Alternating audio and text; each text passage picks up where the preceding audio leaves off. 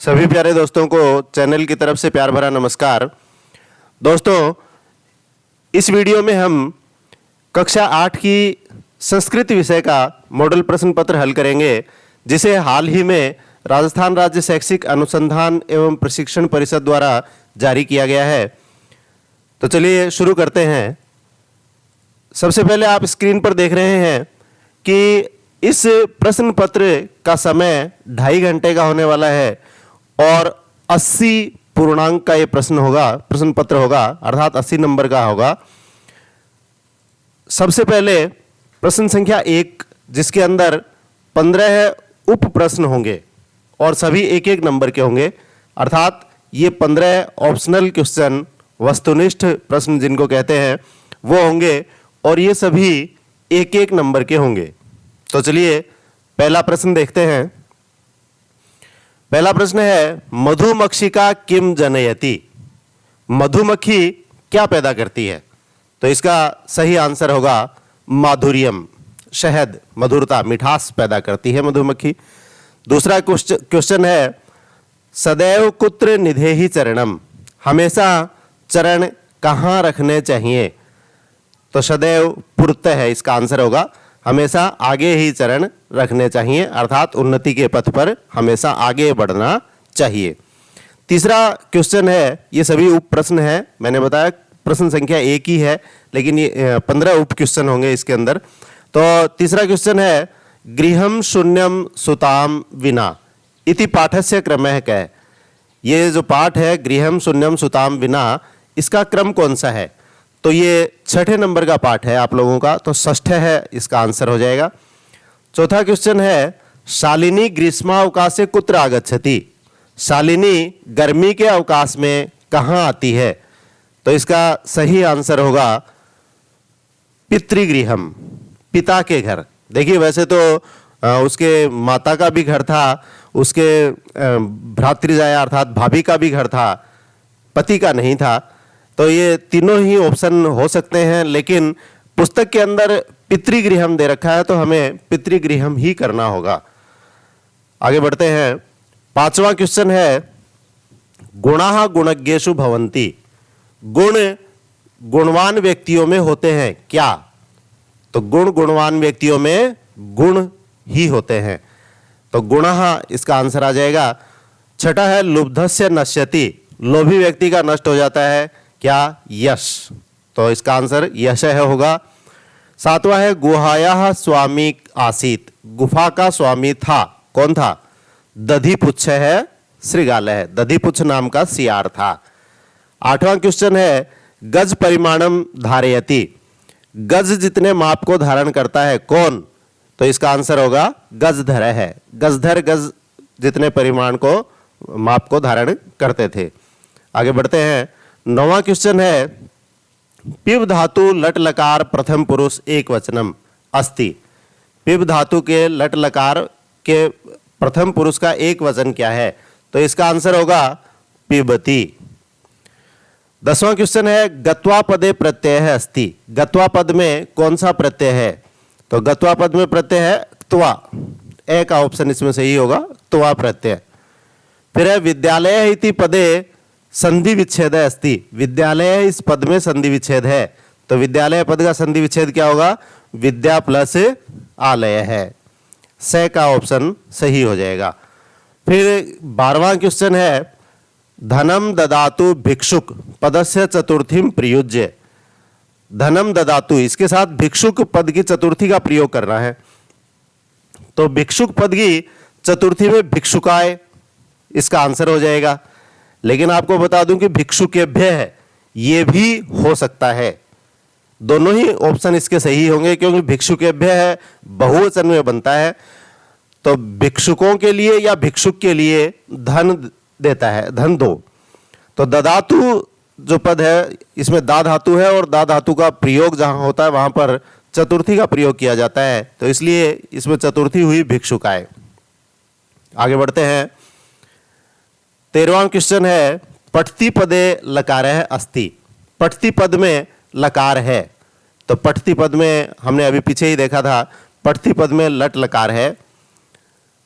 अगला क्वेश्चन है 14वां, उपकारः इति पदे कः प्रत्यय है, कः उपसर्ग है। उपकारः इस पद में कौन सा उपसर्ग है, तो उपकारः में उप उपसर्ग होगा, ये साफ साफ दिखाई दे रहा है, उप उपसर्ग। 15वां और इस भाग का अंतिम क्वेश्चन है 61 इति अंकम कृते शब्दम लिखत। 61 इस अंक के लिए शब्द लिखिए।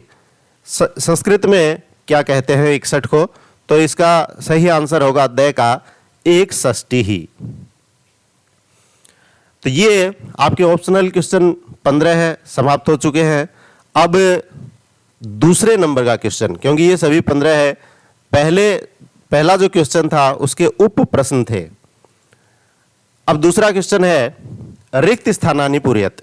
देखिए ये जो मॉडल पेपर जारी किया गया है, ये मेरे द्वारा नहीं लिखा गया है, न ही मैंने इसका कोई प्रारूप तैयार किया है।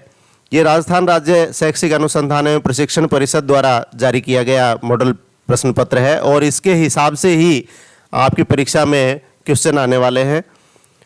अर्थात पैटर्न यही रहेगा, क्वेश्चन ये रहेंगे, मैं ये नहीं कहता हूँ, पैटर्न यही रहेगा। इस पैटर्न के हिसाब से आप अपने क्वेश्चंस तैयार कर सकते हैं। तो दूसरा क्वेश्चन है रिक्त स्थानानि पूरयत। ये 2 अंक के होंगे, 4 क्वेश्चन है, अर्थात आधे आधे अंक के प्रत्येक क्वेश्चन होंगे। तो रिक्त स्थान की पूर्ति कीजिए। विहाय, इसमें पौरुषम आ जाएगा, पौरुषम यो ही दैवमेव अवलंबते। दूसरा है खाली स्थान रिक्त मूर्धनि तस्य मूर्धनि तिष्ठन्ति वायसाः। तो प्रासाद सिंहवत तस्य मूर्धनि तिष्ठन्ति वायसाः। ये एक ही श्लोक है, ऐसा बहुत कम होगा कि दोनों पंक्तियां एक ही श्लोक की आ गई हो, लेकिन फिर भी अब उन्होंने जारी किया है तो हम इसके हिसाब से ही इसको हल कर रहे हैं। इसके अंदर तीसरा प्रश्न होगा समुद्रम आसाद्य भवन्ते पेयाः। समुद्र में गिर करके अपेय हो जाती है नदियां। उसके बाद है चौथा खाली स्थान तस्य वर्धन्ते आयुर्विद्या यशोबलम। तो ये वो श्लोक है अभिवादनशीलस्य वाला, तो इसके अंदर चत्वारि तस्य वर्धन्ते आयुर्विद्या यशोबलम हो जाएगा। फिर तीसरा क्वेश्चन है अधोलिखित पदयोः संधिम कृत्वा लिखत। नीचे लिखे पदों की संधि करके लिखिए। तो क्रय प्लस अर्थम, इसका संधि युक्त पद हो जाएगा क्रयार्थम। देखिए इसके अंदर दीर्घ संधि है, सवर्ण दीर्घ संधि जिसको कहते हैं। और दूसरा है उपचार प्लस अर्थम, तो इसका हो जाएगा उपचारार्थम। इसमें भी वही सवर्ण दीर्घ संधि है, ये भी 2 नंबर की होंगी। उसके बाद चौथा क्वेश्चन होगा उचिताव्ययेन चित्वा वाक्य पूर्तिम कुरुत। उचित अव्यय चुन करके वाक्य पूर्ति करिए। तो खाली स्थान राजा तथा प्रजा। अब देखिए जैसे यहाँ पर तथा आ गया है, तो तथा आने पर दिख ही रहा है कि रिक्त स्थान में यथा होगा, यथा राजा तथा प्रजा। फिर यावत सफल न भविष्यति यावत सफल न भवति तावत परिश्रमम कुरु। जब यावत शब्द का प्रयोग हो जाए तो आगे संभावना यही रहती है कि तावत शब्द का प्रयोग होगा। तो इस प्रकार से चौथा क्वेश्चन समाप्त हो जाता है। अब है 5वां क्वेश्चन, ये भी 2 अंक का होगा। अधोलिखित पदयोः धातुम प्रत्ययेन योज्य लिखत। नीचे लिखे पदों में धातु और प्रत्यय को जोड़ करके लिखिए। तो क्री के साथ जब तुमुन प्रत्यय जुड़ेगा तो इसका रूप बनेगा कर्तुम, और गम के साथ त्वा प्रत्यय जुड़ेगा तो बनेगा गत्वा। फिर छठा क्वेश्चन है अधोलिखितयोः पदयोः लिंगम वचनम च लिखत। नीचे लिखे पदों में लिंग और वचन लिखिए। तो कन्या नाम में स्त्रीलिंग है और वचन इसका हो जाएगा बहुवचन। ये षष्ठी का रूप है, कन्यायाः कन्ययोः कन्यानाम, इस प्रकार से रूप चलते हैं इसके। फिर बालकेन पुल्लिंग शब्द है और ये तृतीया का एक वचन है, तो वचन इसमें एक वचन हो जाएगा। फिर 7वां क्वेश्चन है उपसर्गम पृथक कुरुत। उपसर्ग पृथक कीजिए। बहुत ही सिंपल क्वेश्चन है। इसमें पहला उप प्रश्न होगा उपगम्य। इसमें कौन सा उपसर्ग है? तो देखिए यहाँ पर आपको दिखाई दे रहा उप उपसर्ग साफ साफ दिख रहा है, तो इसमें उप उपसर्ग हो जाएगा और गम धातु हो जाएगी। फिर समपूज्य में भी दिख रहा है, सम उपसर्ग हो जाएगा और पूज धातु हो जाएगी। तो इस प्रकार से 7वां क्वेश्चन समाप्त होता है। अब 8वां क्वेश्चन उचित कथनानाम समक्षम आम अनुचित कथनानाम समक्षम नयति लिखत। उचित कथन के सामने आम लिखना है और अनुचित कथन के सामने न लिखना है। तो पहला क्वेश्चन है निज निकेतनम गिरि शिखरे अस्ति। हमारा घर गिरि शिखर पर है, पहाड़ के शिखर पर है, अर्थात बहुत कठिनाई होती है वहाँ तक पहुँचने में, अर्थात हमारा लक्ष्य बहुत ऊंचा है। तो ये सदैव पुरतो निधेहि चरणम से पंक्ति आई है, तो ये बिल्कुल सही है, इसलिए इसके आगे हम आम लिख देंगे। फिर गमनम सुकरम अस्ति, वहाँ पर जाना बहुत सरल है, तो ऐसा तो है नहीं। गमनम सुदुष्करम खलु, यद्यपि गमनम ऐसी पंक्ति थी, अर्थात बहुत दुष्कर है वहाँ पर पहुँचना, तो इसके आगे न लिख देंगे। सदैव अग्रेव चलनीयम, हमेशा आगे ही चलना चाहिए, ये बिल्कुल सही है, तो इसके आगे आम लिखेंगे। पुरतः निधेहि चरणम, आगे ही चरण रखें, तो इसके आगे भी आम लिख देंगे। फिर 9वां क्वेश्चन है विपरीतार्थकम पदम सुमेलनम कुरुत। विपरीतार्थक पद का मेल कीजिए। तो पुरतः, पुरतः का विपरीत पद हो जाएगा पृष्ठतः है। ऐसे ही जही ही भीतिम, अर्थात भय को त्याग दो, तो इसका विपरीत हो जाएगा भज भज शक्तिम, अर्थात शक्ति का स्मरण करो। स्वकीयम, इसका विपरीत हो जाएगा परकीयम। भीति का विपरीत हो जाएगा साहस है। अनुरक्ति का विरक्ति हो जाएगा और गमनम का आगमनम हो जाएगा। आगे बढ़ते हैं। 10वां क्वेश्चन स्वपाठ्य पुस्तकात श्लोक द्वयम लिखत यौ प्रश्न पत्रे नैशात। अपनी पाठ्य पुस्तक से 2 श्लोक लिखिए जो आपके प्रश्न पत्र में नहीं हो। तो पहले आप प्रश्न पत्र को अच्छी तरह से चेक कर लें, उसके अंदर जो श्लोक दे रखे हैं उनको आपको इसमें नहीं लिखना है, और जहाँ तक संभव हो सके सुभाषितानी जो पाठ आपका है पहला, उसमें से अच्छे अच्छे श्लोक दिए गए हैं उनको याद करें और उनमें से 2 श्लोक यहाँ पर लिख दें। तो निश्चित रूप से आपको 4 या 5 श्लोक तो याद होने ही चाहिए, ताकि 2 यदि प्रश्न पत्र में भी आ जाएं तो 2 आप यहाँ पर लिख सको 10वें क्वेश्चन में। तो यहाँ पर मैंने 2 श्लोक लिख दिए हैं, आप लोग इनको पढ़ लें, इनका उच्चारण करें, इनको याद करें। यदि और कोई आपको सरल लगे तो आप वो भी याद कर सकते हैं। आगे बढ़ते हैं। 11वां क्वेश्चन घटनाक्रमानुसारम वाक्यानि लिखत। घटनाक्रम के अनुसार वाक्य लिखिए। अब इसके अंदर 8 वाक्य दिए गए हैं, 4 अंक का होगा ये क्वेश्चन, और इनको क्रम से आपको जचाना होगा। पहले आपको इनको पढ़ना है आराम से, तसल्लीपूर्वक, बहुत समय मिलेगा संस्कृत के पेपर के अंदर, तो आप इनको आराम से पढ़ें और उसके बाद एक एक करके इनको जचा दें। तो पहले इनका अर्थ देख लेते हैं। पहला है गुहाया स्वामी दधिपुच्छ नाम श्रृगालय समागच्छत। गुफा का स्वामी दधिपुच्छ नाम का सियार आया। सिंह एक, माफ कीजिए एक बार, सिंह एकाम महतीम गुहाम अपश्यत। शेर ने एक बड़ी गुफा को देखा। परिभ्रमण सिंह क्षुधार तो जाता है। घूमते हुए शेर भूखा हुआ। दूरस्थ है श्रृगालय रवम कर्तुम आरब्ध है। दूर स्थित होकर सियार ने आवाज करना शुरू किया। सिंह श्रृगालय से आह्वानम है करोत। शेर ने सियार का आह्वान किया। दूरम पलायमान श्रृगालय श्लोकम है पठत। दूर भागते हुए सियार ने श्लोक पढ़ा। गुहायाम कोपी इति श्रृगालय से विचार है। गुफा में कोई है ऐसा सियार का विचार है। अतः अत्रैव निगूढ़ो भूत्वा तिष्ठामि। अतः यहीं पर छुप करके बैठता हूं। तो देखिए इसके अंदर पहला परिभ्रमण सिंह क्षुधार तो जाता है, ये आएगा कि घूमते हुए शेर भूखा हो गया था।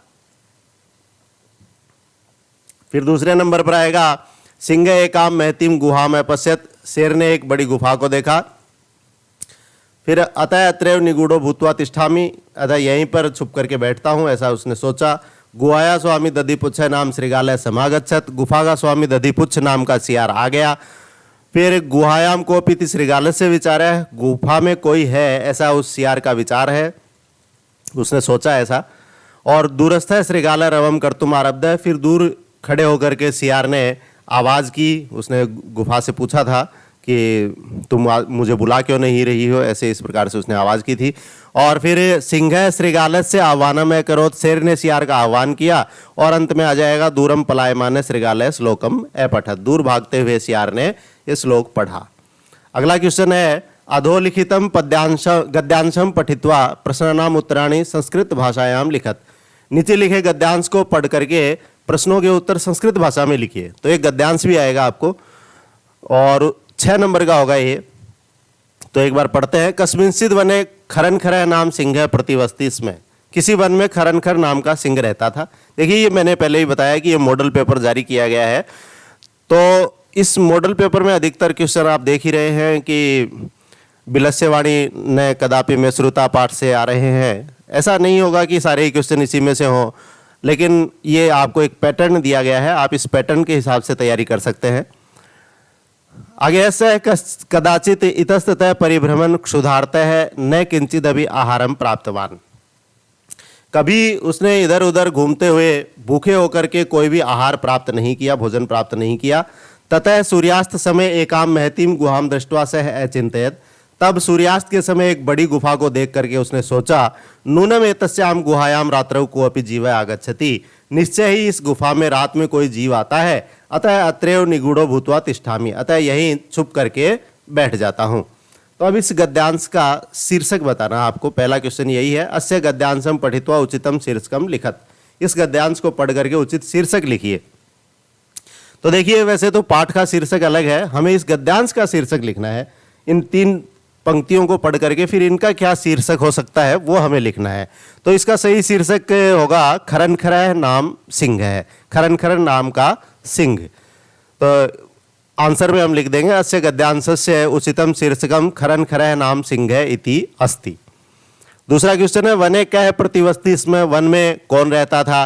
तो इसका सही आंसर हो जाएगा वने खरनखर नाम सिंह प्रतिवस्ति। इसमें वन में खरनखर नाम का सिंह रहता था। देखिए आपको पूरा क्वेश्चन जो है उसका पूरा आंसर लिखना होगा।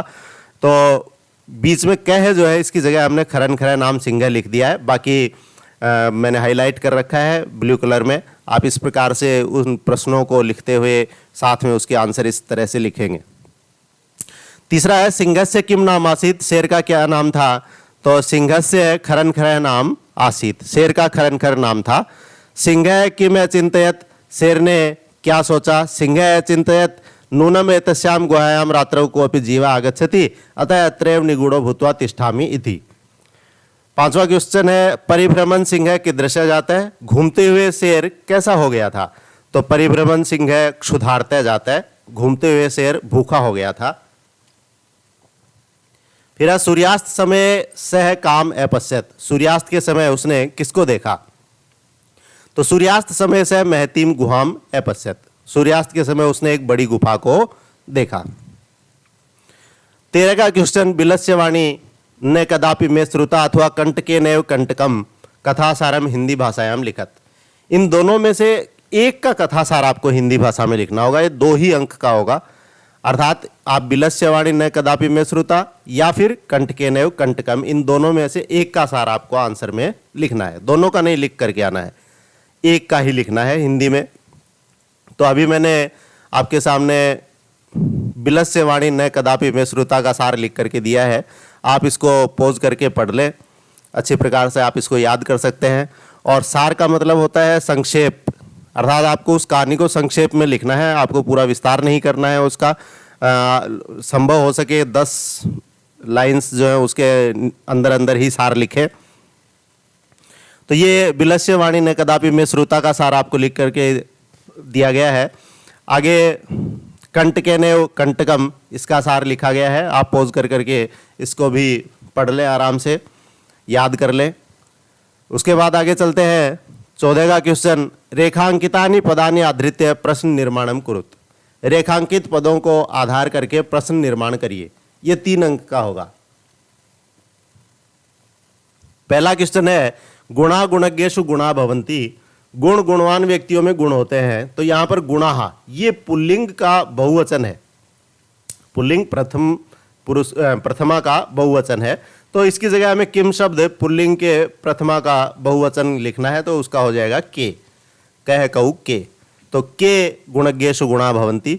इसी प्रकार से दूसरे क्वेश्चन में है, नद्य सुस्वादु तोया भवन्ति।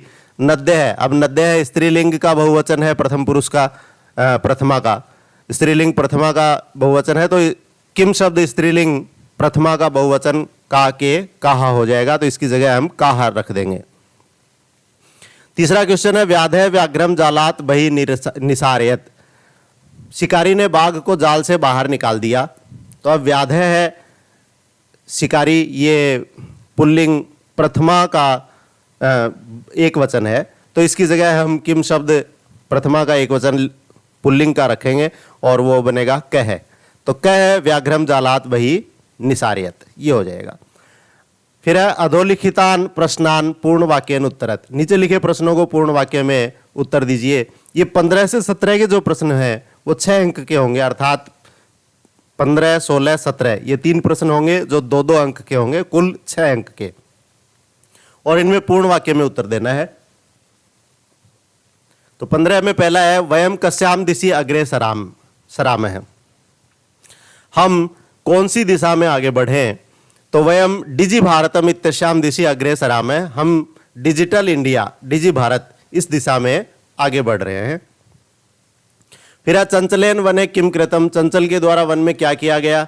तो चंचलेन वने जालम विस्तारितवान। चंचल के द्वारा वन में जाल बिछाया गया था। अब 16 का क्वेश्चन है केसाम समवाय सप्तभगिनी इति कथ्यन्ते। किनका समूह सप्तभगिनी इस नाम से कहा जाता है? तो 7 राज्यों का कहा जाता है। सप्त राज्यानाम समवाय है सप्तभगिन्यः इति कथ्यन्ते। 7 राज्यों का समूह सप्तभगिनी ये कहा जाता है। तो ये 16 का क्वेश्चन, ये भी 2 नंबर का है, और 17 का जो नीचे दे रखा है ये भी 2 का होगा। अगला क्वेश्चन है राकेश शालिनीम कुत्र गंतुम कथयति। राकेश शालिनी को कहाँ जाने के लिए कहता है? तो राकेश शालिनी को चिकित्सिका के पास जाने के लिए कहता है। 17 का क्वेश्चन है कस्य यशः नश्यति। किसका यश नष्ट हो जाता है? तो लुब्धस्य यशः नश्यति। लोभी व्यक्ति का यश नष्ट हो जाता है। भारत जनता अहम कही परिपूता अस्ति। भारत की जनता में, ये किसके द्वारा पवित्र है? अब देखिए यहाँ पर अहम है, अहम के अनुसार तो यहाँ पर अस्मि आना चाहिए था, लेकिन भारत जनता के अनुसार यहाँ पर अस्ति दिया गया है। तो इसका आंसर होगा भारत जनता अहम अध्यात्म सुधा तटिनी स्नान ही परिपूता अस्ति। कि मैं जो भारत की जनता हूँ ये अध्यात्म रूपी अमृतमयी नदी में स्नान से पवित्र है। अगला क्वेश्चन 18 का चित्रम दृष्ट्वा मंजूषातः पदानि च प्रयुज्य 6 वाक्यानि रचयत। चित्र देख करके मंजूषा से पद का प्रयोग करते हुए 6 वाक्य रचिए। तो ये मंजूषा दी गई है, इसमें 6 शब्द दिए गए हैं, रक्षाबंधनम, भगिनी, श्रावण मासस्य, शिक्षारंभस्य, प्रेमणः और रक्षासूत्रम। इनका प्रयोग करते हुए 6 वाक्य बनाने हैं आपको, और ये चित्र देखना है, इसके अनुसार ही 6 वाक्य बनाने हैं। तो ये रक्षाबंधन का चित्र है। तो इसके 6 वाक्य मैंने बना करके आपके सामने प्रस्तुत किए हैं, आप इनको अच्छी तरह से देख लें। मैं एक बार इनका अर्थ जरूर बता देता हूँ। रक्षाबंधनम भारतस्य प्रमुख पर्व अस्ति। रक्षाबंधन भारत का प्रमुख पर्व है। अस्मिन् पर्वे भगिनी भ्रातु दीर्घायो कामनाम करोति। इस पर्व में बहन भाई के दीर्घायु की कामना करती है। रक्षाबंधनम श्रावण मासस्य पूर्णिमायाम आयाति। रक्षाबंधन सावन महीने की पूर्णिमा को आता है। अस्मिन् दिवसे शिक्षारंभस्य कार्यमपि शुभ फल प्रदायकम भवति। इस दिन शिक्षा आरंभ करने का कार्य भी शुभ फल देने वाला होता है। ऐसे पर्व भगिन्या भ्रातु प्रेमण पर्व भवति। यह पर्व बहन और भाई के प्रेम का पर्व होता है। अस्मिन् पर्वे भगिनी भ्रातु हस्ते रक्षा सूत्रम बध्नाति। इस पर्व में बहन भाई के हाथ में रक्षा सूत्र बांधती है, अर्थात राखी बांधती है। अब इसके 18 के क्वेश्चन में एक अथवा में भी आएगा। अथवा में रिक्त स्थान भरने होंगे आपको, ऊपर मंजूषा से पद चुन करके। तो ये भी आपके लिए सरल ही होगा। इनमें से एक करना होगा आपको, या तो आप 6 वाक्य रचें या फिर आप ये रिक्त स्थान भरें। तो देखिए मंजूषायाम लिखितानाम शब्दानाम सहायन कथाम लिखत। मंजूषा में लिखे गए शब्दों की सहायता से कथा लिखिए। ये मंजूषा में शब्द दिए गए हैं, नीचई, तदा, संभवय, युक्ति, कपोता, दूरे, सहसा, कश्चन। शुरू देखते हैं। एकस्मिन् वने कश्चन व्याधः जालम विस्तीर्य दूरे स्थित है। एक वन में किसी शिकारी ने जाल बिछा करके और वह दूर स्थित हो गया, अर्थात दूर बैठ गया। एक वन में कोई शिकारी जाल बिछा करके दूर बैठ गया। क्रमशः आकाशात सपरिवार कपोत राजा नीचे ही आगच्छत। और क्रम से आकाश से परिवार सहित कबूतरों का राजा नीचे आया। यदा कपोता तंडुलान अपश्यन तदा तेषाम लोभ हो जाता है। जब कबूतरों ने चावल देखे तो उनके अंदर लोभ पैदा हो गया, लालच पैदा हो गया। परम राजा सहमत नासीत, किंतु राजा सहमत नहीं था। तस्य युक्ति आसीत, यदि वने कोपि मनुष्य नास्ति तरी कुतः तंडुलानाम संभव है। तो उसका विचार था कि यदि वन में कोई मनुष्य नहीं है तो चावल कहाँ से संभव हुए। राज्ञ उपदेशम स्वीकृत्य कपोताः तंडुलान खादितुम प्रवृत्ताः जाले च निपतिताः। राजा के उपदेश को अस्वीकार करके कबूतरों ने चावल खाने के लिए तैयारी की और फिर जाल में बंध गए। अतः उक्तम इसीलिए कहा गया है सहसा विदधित न क्रियाम, कि अचानक बिना विचारे कोई कार्य नहीं करना चाहिए। आगे बढ़ते हैं। 19वां क्वेश्चन, अधोलिखित पदस्य हिंदी भाषायाम भावार्थ लेख्य। नीचे लिखे पद का हिंदी भाषा में भावार्थ लिखिए। ये 4 अंक का होगा। अब आपको इसमें 2 श्लोक दिए गए हैं, आपको एक श्लोक का भावार्थ लिखना है। अथवा में है तो आपको दोनों का नहीं लिखना है, एक का ही भावार्थ लिखना है। तो या तो आप ऊपर वाले का लिखें या नीचे वाले का। मैंने दोनों ही लिख करके आपके सामने प्रस्तुत कर दिए हैं। आप इसको देख लें, अच्छी तरह से याद कर लें। वीडियो को पॉज करके आप ये काम कर सकते हैं। आगे बढ़ते हैं। ये 24वां क्वेश्चन हो गया, ये 20वां क्वेश्चन है। यहाँ पर आप इसका करेक्शन कर लें। 1 मिनट, मैं इसको हाईलाइट कर देता हूँ। ये जो, चलिए कोई बात नहीं, ये हाँ ये दिख रहा है। ये वाला 24 का क्वेश्चन नहीं है, ये 20वां क्वेश्चन है। तो 20वें क्वेश्चन में है अस्वस्थताया कारणात् दिनद्वयस्य अवकाशार्थम प्रधानाध्यापकम प्रति प्रार्थना पत्रम लिखत। अस्वस्थता के कारण 2 दिन के अवकाश के लिए प्रधानाध्यापक के प्रति प्रार्थना पत्र लिखिए। तो आपको एक प्रार्थना पत्र लिखना है, इसके अंदर आपको केवल रिक्त स्थान ही भरने हैं। ये 6 अंक का होगा। तो ये 6 शब्द इसमें दिए गए हैं, निवेदनम दत्वा आगंतुम अष्टमी कारणात् और ज्वर पीड़या। इनको आपको रिक्त स्थान में भरना है। तो देखिए, सबसे पहले सेवायाम श्रीमंत प्रधानाध्यापक महोदय, राजकीय माध्यमिक विद्यालय है उदयपुरम राजस्थानम, विषय दिनद्वयस्य अवकाशार्थम महोदय सविनयम निवेदनम अस्ति यत अहम ज्वर पीड़या रुग्णो अस्मि। कि महोदय, विनम्रता के साथ निवेदन है कि मैं बुखार से पीड़ित हूँ, अतः विद्यालय आगंतुम न शक्नोमि, अतः विद्यालय में नहीं आ सकता हूँ। अस्मात् कारणात् दिनद्वयस्य अवकाशम दत्वा कृतार्थयन्तु भवन्तः। इस कारण से 2 दिन का अवकाश देकर के आप मुझे कृतार्थ करें। और फिर भवताम आज्ञापालकः नाम मुकेशः कक्षा अष्टमी। तो इस प्रकार से आपको ये रिक्त स्थान भरने हैं। एक इसके अथवा में होगा। तो अथवा में निर्देशानुसारम पदानी, अथवा में नहीं है इसके, ये 21वां ही क्वेश्चन है, इसके अथवा में नहीं होगा। तो ये 21वां क्वेश्चन होगा। निर्देशानुसारम पदानि स्वीकृत्य उद्यानम विषय निबंध लेखनम कुरुत। निर्देशानुसार पद स्वीकार करके उद्यान विषय पर निबंध लिखिए। ये 6 अंक का होगा। तो ये 6 शब्द आपको दिए गए हैं, इनका प्रयोग करते हुए आप एक निबंध लिख सकते हैं। देखिए, ये विद्यालय से और समीपे, इसके बीच में ये जो अल्प विराम दे रखा है ये थोड़ा गलत दे दिया है।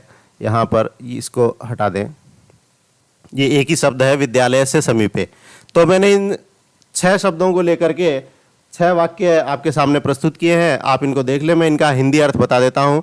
अस्माकम विद्यालय से समीपे एकम उद्यानम अस्ति। हमारे विद्यालय के पास में एक बगीचा है। उद्याने अनेके वृक्षा सन्ति। बगीचे में बहुत सारे वृक्ष हैं। वृक्षाणाम ऊपरी खगा कलरवम कुर्वन्ति। वृक्षों के ऊपर पक्षी कलरव करते हैं, अर्थात आवाज़ करते हैं। उद्याने पुष्पाणि विकसन्ति। बगीचे में फूल खिलते हैं। जना प्रातः भ्रमणाय उद्याने आगच्छन्ति। लोग प्रातः घूमने के लिए बगीचे में आते हैं। एतत् उद्यानम मह्यम अत्यधिकम रोचते। यह बगीचा मुझे बहुत अधिक अच्छा लगता है। तो इस प्रकार से आप इन 6 शब्दों का प्रयोग करते हुए 6 वाक्य लिखें इसके अंदर। तो 6 वाक्य लिख करके आप ये प्रश्न पत्र हल कर सकते हैं। और दोस्तों, आपको ये वीडियो कैसा लगा उसके बारे में कमेंट बॉक्स में बताएं। अच्छा लगा हो तो लाइक भी करें, शेयर करें, ताकि और बच्चों को भी इसका फ़ायदा मिल सके। उन्हें भी इस पैटर्न का पता लग सके, क्योंकि अभी अभी ये जारी किया ही गया है और जारी करते ही 1-2 दिन के अंदर ही मैंने मेहनत करके आप लोगों के लिए वीडियो तैयार किया है। तो अच्छा लगा हो तो लाइक ज़रूर करें। धन्यवाद। जय हिंद, जय भारत।